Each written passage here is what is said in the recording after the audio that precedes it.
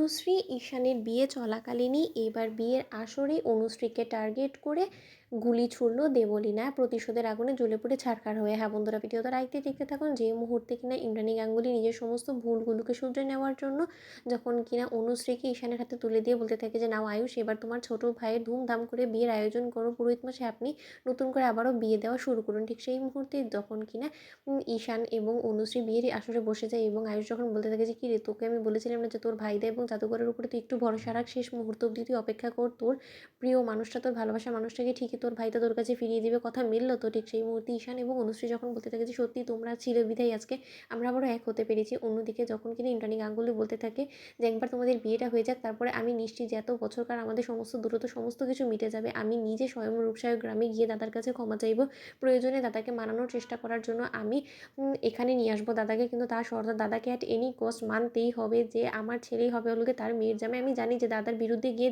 কুসুম ওকে অনুশ্রী তোমাকে এখানে নিয়ে এসেছে, কিন্তু তার শর্তে তুমি ওসব নিয়ে একদম টেনশন করো না। দাদা ঠিকই বুঝতে পারবে যখন কিন্তু আমি দাদার সামনে গিয়ে দাঁড়িয়ে এতগুলো বছরের সমস্ত হিসেব আমি দাদার কাছে দেবো, তুমি দেখে নিও। ঠিক সেই মুহূর্তে যখন কিনা পুরোহিত মশাই শুভদৃষ্টি এর ব্যবস্থা করতে থাকে এবং বলতে থাকে যে নিন এবার আপনারা শুভদৃষ্টি করুন, তার পরবর্তীতে মালা বদল হবে। অন্যদিকে ঈশান আয়ুষ যখন কিনা আনন্দে আত্মহারা হয়ে ঈশান যখন বলতে থাকে যে অনুশ্রী তবে এবার আমার তুমি হলে অবশেষে, তাই না? কত অপেক্ষাই না করেছিলাম এই দিনটার জন্য, কিন্তু আমি কোনোদিনও ভাবতেও পারিনি যে জাদুঘর এবং ভাইদের তোদের দৌলতে আমার জীবনে এই দিনটা এত তাড়াতাড়ি আসবে, এবং আমি তো এক পর্যায়ে হারই মেনে নিয়েছিলাম। ঠিক সেই মুহূর্তে যখন কিনা কুসুম বলতে থাকে যে নিন এবার আর কথা না বাড়ি, যত তাড়াতাড়ি সম্ভব আমাদের অনুশ্রীকে এবারে বউ করে আমাদের বাড়িতে নিয়ে আসুন। ঠিক সেই মুহূর্তে ইন্দ্রাণী গাঙ্গুলি বলতে থাকে যে সত্যি কুসুম তোমার ঝুড়ি মেলা ভার, যে তুমি যেটা একবার উদ্যোগ নিয়ে নাও সেটা না করে তুমি কোনো মতেই এত তাড়াতাড়ি হতাশ হও না। ঠিক সেই মুহূর্তে যখন কিনা সাত পাক ঘোরা থেকে শুরু করে সমস্ত কিছু রীতিনীতি যখন কিনা সম্পন্ন করা হয়ে যায়, ঠিক তার পর মুহূর্তে সিঁদুরদানের সময় অনুশ্রীকে লক্ষ্য করে যখন কিনা